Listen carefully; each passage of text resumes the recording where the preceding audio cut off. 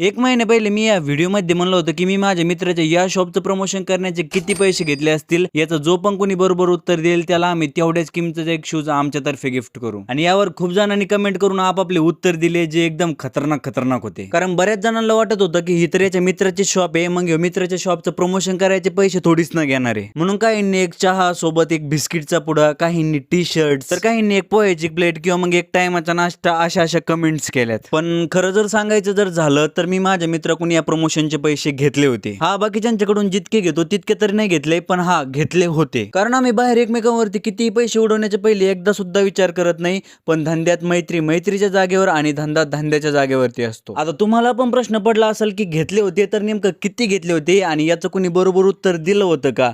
तर हो. तर हा या आविष्कार ज्यांनी एकदम बरोबर उत्तर दिलं होतं, ज्यामुळे आज आम्ही त्याला गिफ्ट देण्यासाठी आपल्या शॉपवरती बोलून घेतलं होतं. आणि असेच भारी भारी किंवा मग यापेक्षाही भारी भारी गिफ्ट तुम्ही जिंकू शकता, ज्यासाठी आत्ताच आपल्या अकाउंटला फॉलो करून इथून पुढे जे पण व्हिडिओज येतील त्यांना पूर्ण बघा आणि त्यामध्ये जे पण चॅलेंजेस असतील त्यामध्ये सहभाग घ्या.